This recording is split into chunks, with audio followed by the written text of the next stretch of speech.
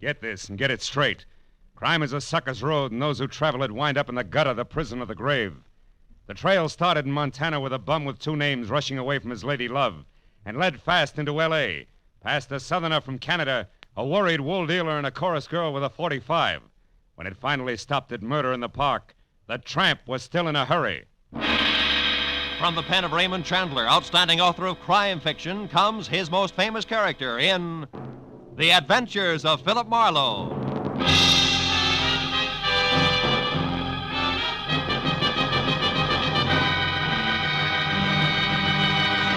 Now, with Gerald Moore, starred as Philip Marlowe, we bring you tonight's exciting story, The Bum's Rush.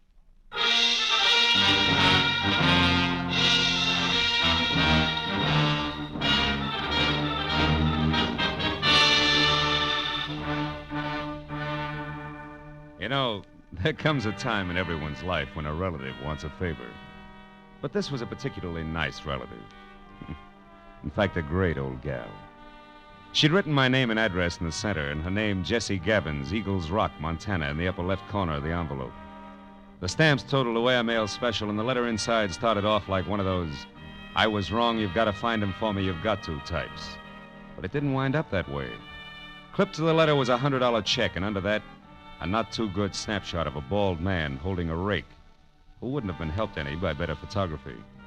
10 minutes later, at exactly 8 p.m., my long-distance call was put through, and the voice that belonged to Aunt Jessie was snapping at me from Eagles Rock, Montana, like the end of a whip. Certainly I wrote it. How many Jessie Gavinses do you think there are in Eagles Rock? Philip, I want you to find Jonathan Miter and see if he's all right. Yeah, you said that in your letter. Jonathan Miter is my fiancé. Aunt Jessie. Oh, I know what you're thinking, young man, but I'm 51 and he's 55, and there's nothing wrong with the September song if the harmony's close enough. Yeah, I hope my harmony's that good when I'm 55.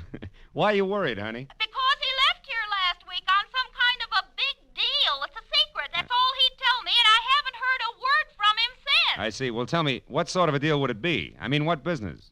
He's not in any business. Oh, what was his work before he retired? Well, he's not exactly retired either. He's not Look, Aunt Jessie, I'm getting at this. What does he do, or what did he used to do for a living? Frankly, nothing. Well, I might as well tell you. Most folks around here, Philip, think Jonathan Miter's just a bum. Maybe he is. He came to town, Philip, on a freight train a month ago, and he's been raking leaves for handouts ever since. That's how I met him. But he's a fine, honest, proud man, and I'm going to marry him. Congratulations. Yes. Look, you didn't happen to give that fine, honest, proud man a wad of money to finance this big deal of his, did you? Oh, no, Well, certainly. then don't. Because I'll be frank.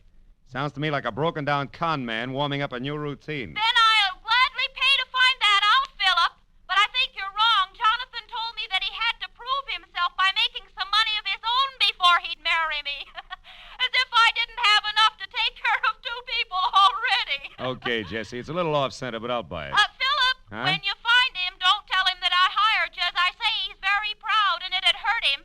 And now all I can give you to go on, aside from that snapshot I sent, is an address, 764 Hope Street in Los Angeles. 764 Hope Street. Well, how'd you get that? From checking through every single thing of his I could lay my hands on. It was on the back of an envelope. Of course, it may not mean nothing. You're so right, Jessie. Please, now, don't joke with me, Philip. Jonathan was so serious and in such a hurry, and there was a funny, brave glint in his eye when he left.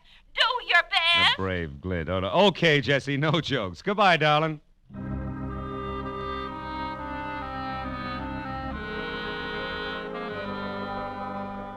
I felt a little sorry for my Aunt Jessie Gavins because the concept of a knight of the road rushing off on a secret quest to prove himself worthy of marriage held up like a celluloid shovel. And it got no help when I pulled to a stop in front of 764 Hope Street. It was a cramped combination warehouse and office of corrugated iron and glass brick, respectively, with a shy red and black sign reading Hirsch Woolens over a door that looked like, well, it looked like it handled about as much business recently as a repair shop for spinning wheels. It was half open, however, so I went in just in time to catch the last round of what must have been a healthy spat going on behind a frosted glass door marked private. Well, I'll tell you something, Mr. Eldon Hirsch. Keep your eyes more on wool and less on nylon, and you'll be better off. All right, all right. For heaven's sake, Martha, this is no time to quibble. We've got more important things to do. Unless, of course, you want to keep that chorus job at the Plumes forever. Well? Okay. But you just watch your step. Goodbye, Eldon. Stand aside, stupid. This is a hallway, not an art gallery. Yeah, there's a petty girl if ever I've seen one. Well, what do you want? Oh, Mr. Hirsch. Yes? Yeah, well, I'm Ned Johnson. I'm looking for a job. What kind? Oh, salesman. Wool's my I line. see. And how long have you been waiting out here? Oh, I just stepped in. Come inside. Thanks. Sit down. Now, what is your specialty? Woolens, worsteds, or felts? Well, I've handled them all. We confine ourselves largely to a very high-grade merino woolen, Mr. Johnson, Ned Johnson. I've worked with merino. Well, and what about the others? Lester, perhaps? Lincoln? Oh, sure. Lester, Lincoln. Certainly, I find it all a fascinating business. So do I. A very romantic background. Yeah. By the way, what do you think of Lanatal as against merino? Lanatal. Well, not good. No, you see, I've watched the Lanatals from the range right through shearing and on up to weaving. It just doesn't compare with... what's the matter? What are you really after? I slipped, huh? You fell on your face. Lanatal is synthetic wool made from milk. Now, who are you? Okay. I'm from the Sequoia Credit Association. We're investigating you. Just a periodic, routine thing. It's strictly confidential. Get out of here and stay out if I ever catch you. All right, take it easy. I was clumsy, that's all. Don't start a riot about it. Look, you pry into my That's affairs quite again. a temper you got there. Better watch it, Hirsch. It'll get you in trouble. So long.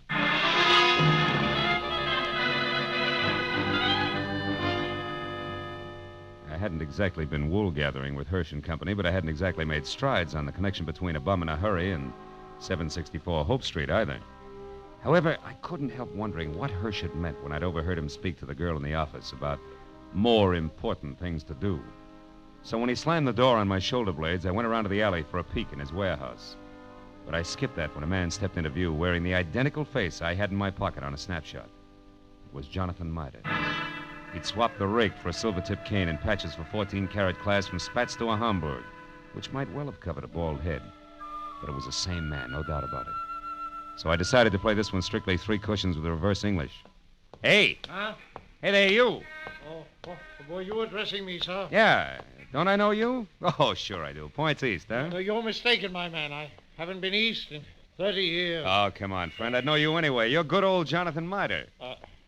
Sir, I am Ross J. Crowley of Canada, and I have never had the dubious pleasure of your acquaintanceship until this very moment. Ross J. Crowley of Canada, huh? Mm-hmm. Okay, Mitre, that's the way you want it. What are you doing around the wool business? Setting it up for a fleecing or just pulling it over somebody's eyes? My good man, you've obviously confused me with someone else. Now, pack off, like a nice fella. I'm in a hurry. Now, wait a minute, Pop. Wait a minute. Let's get this straight first. Your name's not Crowley. Why are you using it? By Godfrey, sir, you're trying my patience. Stand aside. Come on, let's have it. Oh, very well, if you insist. Here it is. Look out. Hey, come back here, you old goat. Why don't you look out? Why, you awkward roughneck. Why don't you look where you're going? I was, but I couldn't get around all 3 of you. 3? What do you mean, You 3? and your 2 big feet. If you can't keep those gunboats out of people's way by yourself, hire a pilot. Oh, by now my boy's so far ahead I couldn't catch him if he stopped for lunch. Thanks to you. Goodbye. I went as far as the corner anyway, but I'd been right the first time. Jonathan Mitre, alias Ross J. Crowley of Canada, was long gone, and I had no idea where. This left me with one slim, lovely lead, a lady named Marcia. If I'd eavesdropped correctly, she would shortly be making with the legs in the chorus of the Plumes Theater restaurant. It was 7:30 when I entered the platinum-plated tourist trap on Hollywood Boulevard that featured small portions of bad food under glass and large helpings of good skin under lights. Cost me $10 and a fast ad-lib backstage, but it would have been worse out front, so when the chorus high kicked its way out into the wings, I nailed Marcia as she went by. She narrowed a half a pound of mascara at me and let a footlight smile drop, which left very little else. Yeah, my name's Marcia. What do you want? Make it snappy. I gotta change. Change what, your hairdo? This won't take a minute, baby. All I want to know is where Jonathan Mitre can be found. How should I know? I never heard of him. You're stalling on your own time, baby. I got all night. Nuts to you, Jack. Blow. Come back here. This is important. Now listen, you. I don't know anybody called Jonathan, what's his name? And put one more fingerprint on my arm and you'll get bounced out of here on your head. You know, there's just a chance you could be on the level. Look, the guy wants about 55 and spats with a Hamburg over what is no doubt a bald dome. Carries a black cane with a silver tip and for some reason answers the name of Crowley. Crowley? Yeah, that's it, Ross J. Getting warmer, huh, kid? And don't bother telling me you never heard of him. So I've heard of him. So what? He's a good pal of mine. I met him a couple of nights ago. He's quite a sport. I'll bet he is. Where can I find him? What do you want him for? I want to talk to him, that's all. Where's he live? Up a tree. Like I said, Buster Blow. And like I said, baby, this is important. So important, I'll have a lopsided line in the next number if you don't talk, because you won't be there. You'll be on your way to the pokey. Now, where does he live? I don't know. He's from Canada. You can come closer than that, sweetheart. Give. All right. He tells me he takes a walk in the park every night. He raves about the gladiolas. Like they grow in Coldwater Canyon Park, maybe? Maybe. Thanks, you're a good kid. Keep your powder dry, baby. I'll see you.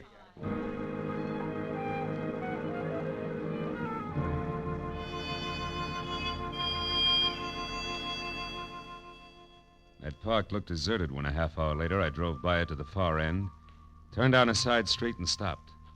But as I started in on foot, I saw him, Spats, Homburg, Kane, and Alias, ambling slowly away from me along a back path. I started after him quietly, and when he got near a corner, I was close enough to hail him, and then grab. But I didn't get the chance. Stand still and keep your mouth shut. I turned slowly. It was the gentleman with the big feet, and he wasn't much uglier, just a little flabbier than the automatic wrapped up in his fist. You seem to be falling over my feet every time I turn around. I noticed that. But I figured the first time was coincidence. What do you figure now? That our gay dog, Mr. Crowley, who just turned that corner there, is wagging two tails. But you hold the gavel, Chairman. And don't you forget it either. So he gave you the name Crowley, did he? Mm-hmm. Why, you think he's got another one? Stop that. We both know he's lying. What I don't know is why he took that name or why you're interested. It's a hobby. I collect old geezers with more than one name. You're going to handle hard, huh? You won't tell me? Well, I don't know your angle either. We might work out a trade, huh? No. I'm not wasting any more time either. He's not going to get away from me again. And that means you'd better stay right here. Oh! He piled me up on the ground with a stomach full of pain. I saw him run down the path. When I got back to my feet, he was taking the corner. I just started after him when it came. I froze and listened. There was nothing more to hear. I walked softly as far as the corner. He was face down, the toes of his oversized shoes digging into the grass, and the gun he hadn't time to use spilled a few inches away from his clenched, dead hand. And across the park and rushing for Coldwater Canyon Road as fast as his feet could go was a bum with two names and a Homburg hat.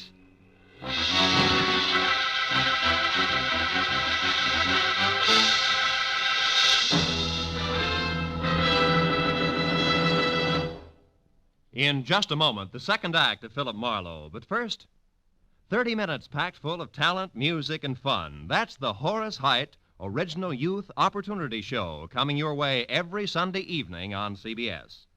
Yes, this fall you'll hear them all on CBS.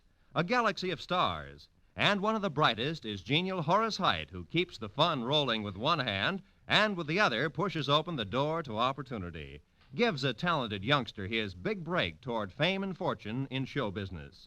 Remember, Sunday night, it's Horace Heidt and his Original Youth Opportunity Program.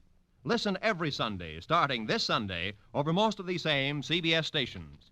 Tune in this fall for the shows that you love best of all. Listen carefully. Here's the address. It's CBS. Now, with our star, Gerald Moore, we return to the second act of Philip Marlowe and tonight's story, The Bum's Rush.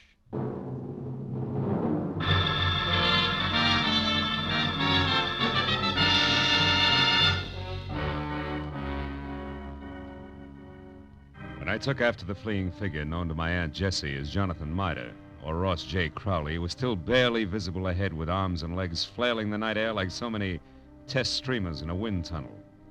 I didn't know any more about his double identity than I had before, but I did know that what might have started as only a confidence game of sorts had now mushroomed in a murder with the aforesaid gentleman very much involved.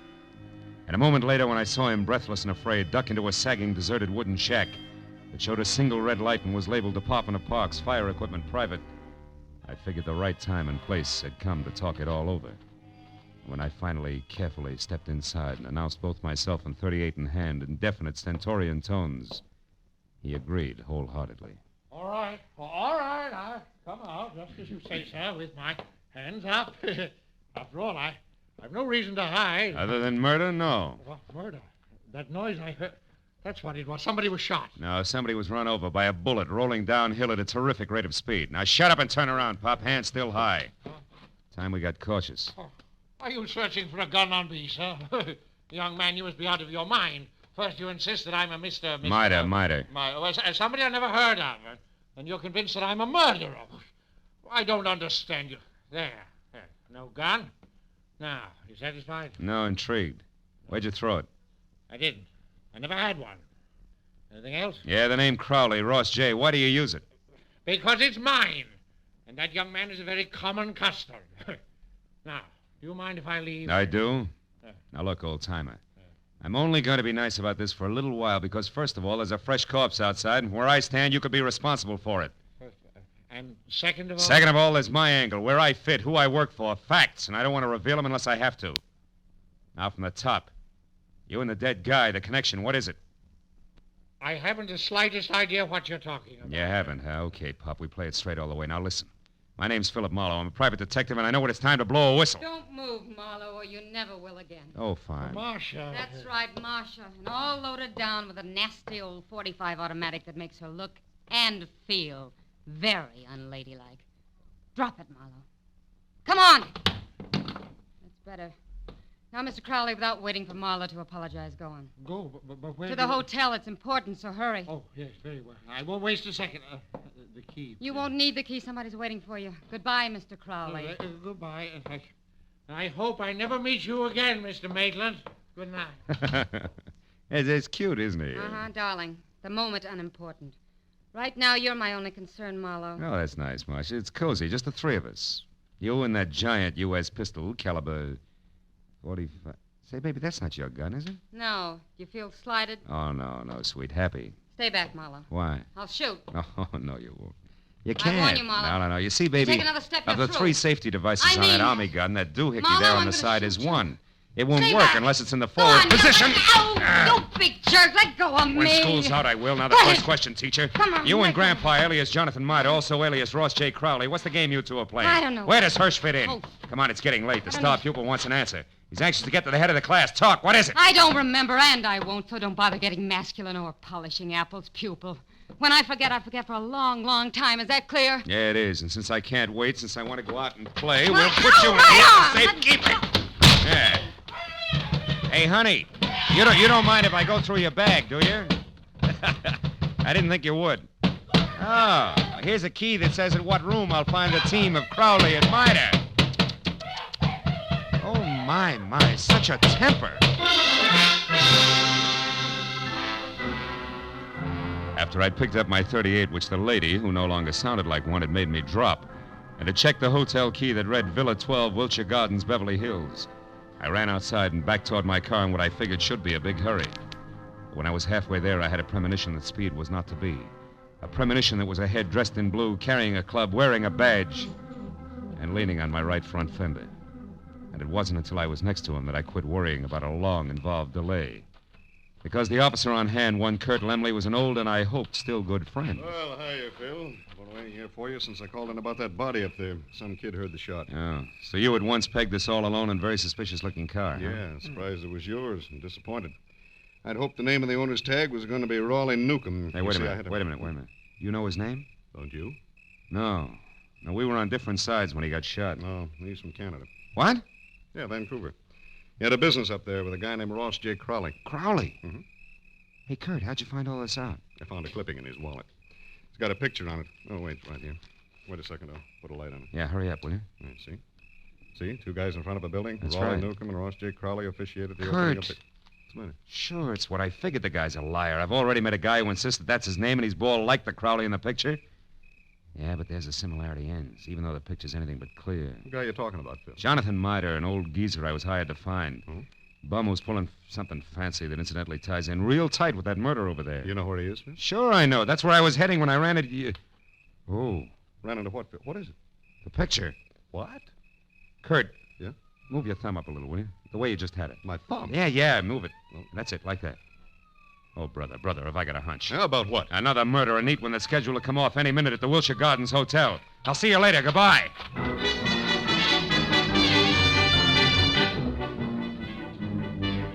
At best, it was 10 screeching stop-and-go minutes from Coldwater Canyon Park across Beverly Hills to the Wilshire Gardens Hotel on the boulevard of the same name. And all the way, I kept hoping, over time, that one of two things was so. Either my hunch was wrong and nobody else was going to get hurt for a while, or it was right and I was still on time. But when I was there, parked and running toward the Villa number 10, which was a silent stucco square, choking to death under ivy, and showing only a single light in the living room, I was almost sure that it was going to play still another way. Me right and too late to do any good.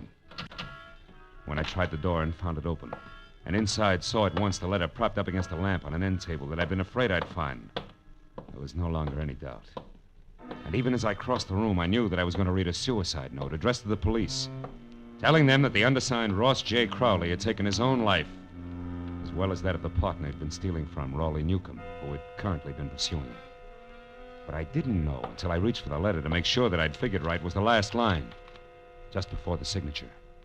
It read, "Also, rather than face the humility of being dragged through the courts for killing Newcomb, I have taken the life of a man who would have caught me. A private detective named Philip Marlowe." You read well, Marlowe. What? Especially when it's your own obituary. No, don't move. Well, Mr. Hirsch, huh? What do I call you, Crowley, now? Doesn't matter, Marlowe. Suit yourself. What does matter is that you're not quite the boy genius you think you are. Meaning what? Meaning Marcia. You talked to her at the Plumes, then she talked to me. Between the two of us, we've maneuvered you around just like we wanted to, so we could include you in our plans. In other words, Marlowe, when Marcia sent Mida here from the park, we knew you'd follow. Marcia's reliable. Yeah, all year round, I'll bet. Okay, Crowley, so the one with two heads isn't Jonathan Mida, it's you. You is Eldon Hirsch here in L.A. Is Ross J. Crowley, Newcomb's partner up in Canada. A crooked partner, Crowley, who, when he knew he was going to be caught, decided to kill himself, but with another guy's body. Jonathan Mida, so it wouldn't hurt. Exactly. Also, Marlowe, nobody will bother to look past what will pass as Crowley's buddy, or the murderer of Newcomb, who I didn't expect on the scene. I think you'll admit it's all accounted for in that letter there in Crowley's, my handwriting. Bravo, you've skipped nothing. Now, what about me? Yes, you. You must go before Jonathan Mida, you know. Otherwise, a coroner might find something wrong with the sequence of deaths. So it's you first, then Mida. Who no doubt is unconscious in the bedroom right now? No, Mr. Marlowe, who no doubt is standing right here listening carefully. Mida, you crazy fool. Stay where you are. No, Mr. Crowley, I won't. That way I die. This way, at least I have a chance. Yo, Crowley! My shoulder. Mida, you all right? Yeah, I think so. Just wing. Oh, you got him, didn't you, Mr. Marlowe? Yeah. No. No, Jonathan, you got him. That rush did it, you big... Bum, Mr. Marlowe? Yeah, bum.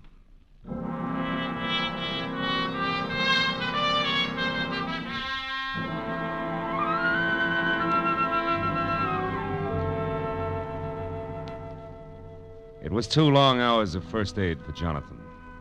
Arrest on the charge of murder for both Crowley and the accomplice before and after the fact, Martha. And questions and answers in triplicate for the police before Mida and I were finally alone and back in my office waiting for a call we'd put through to, of course, Eagles Rock, Montana. But even then, the gentleman vagabond couldn't quite get over things. Then, in other words, Mr. Marlowe, this Crowley, who introduced himself to me as Hirsch, had his fiendish plan already formulated. And on one of his trips down from Canada, saw me when his train stopped at Eagles Rock. I was raking leaves around the depot. And he saw me, and he hired me on the spot because he needed someone to fit the part of his corpse. That's it. And you'll admit you were well qualified for the job, alone in the world. Except for Jesse, yeah. Which you didn't happen to mention. And the fact that you were bald. That's too true, Mr. Marlowe. Don't be sensitive. You see, Crowley, or Hirsch, was also bald. What? All that hair of his a wig? That's right. Toupee, every bit of it. And incidentally, you see, the reason I caught on to things, Johnny, a policeman found a newspaper picture of Newcomb and Crowley in Newcomb's wallet. Which told you that I couldn't be Crowley. That's right. It also told me more. When the policeman accidentally put his thumb over the bald part of Crowley's head, it gave me a different picture. Uh-huh. Then I only paid attention to what I could see, features blurred though they were. Which you then knew were Herschel. Uh-huh. Where's Jesse? Yeah, Where's wait a minute. Jesse? I know. Hello? Mr. Philip Marlowe, please. This is Marlowe speaking. On your call to Miss Jessie Gavins in Eagles Rock, Montana. One moment, please, sir. Here, take it, Jonathan. Me? Yeah, go ahead, speak. All right. Hello, Jessie. Jessica. Yeah, this is Johnny. Yeah, Cuddles. Yeah, it's me, all right. I'm in Los Angeles with Mr. Marlowe. Cuddles, you don't have to shout so loud, you know. She's clean up there, the Eagles. I know, but she can hear you. Just talk. Jessica, you guess what happened now? Now, I'll tell you, yeah. A man hired me to work for him. Yeah, to pose, to impersonate a Mr. Ross J. Crowley, because he said he had to be free to investigate some crooked people who would try and contact me. Yeah. And since he offered good money right on the spot there, Jessica, I took the job. I thought you'd be proud of me making extra money. No, wait a minute, Jessica. Mr. Marlowe, I better cut this short at night. It's long distance. It's costs money. Don't worry about it, Johnny. There's no hurry. Take your time. Oh, thank you. Jessica. Now, what this man really wanted, you there, Jessica? Was to use me as a corpse. That's right, a body. No, his. I feel fine. You see, he was going to put his rings on me, another identification, then knock me unconscious and get me to the river and...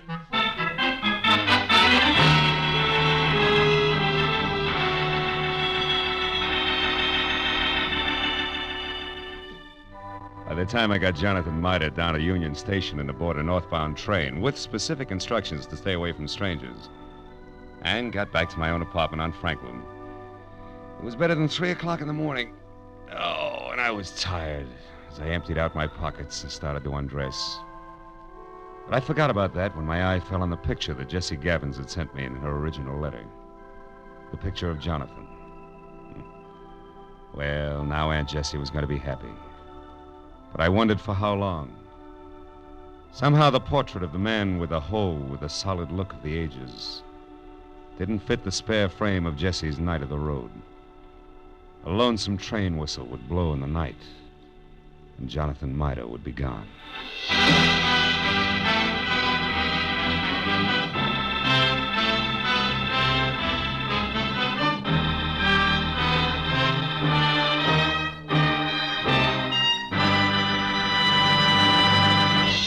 The Adventures of Philip Marlowe star Gerald Moore and are produced and directed by Norman MacDonald.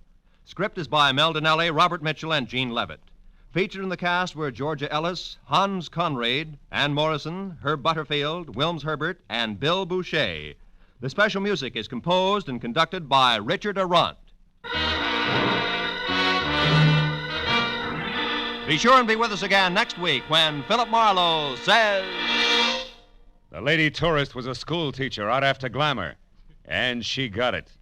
But only after she learned that in Hollywood, the 3 R's could be reading, done in a dark room, writing found in a dead man's pocket, and arithmetic that added up to murder ×2.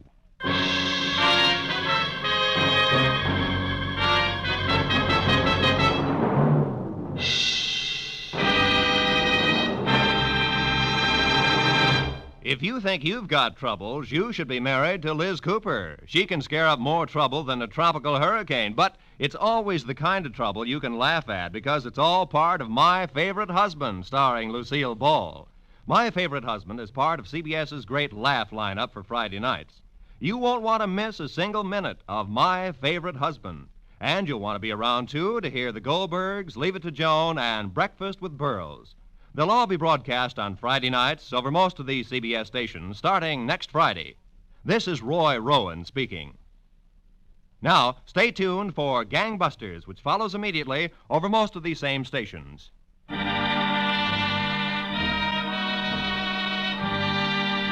This is CBS, the Columbia Broadcasting System.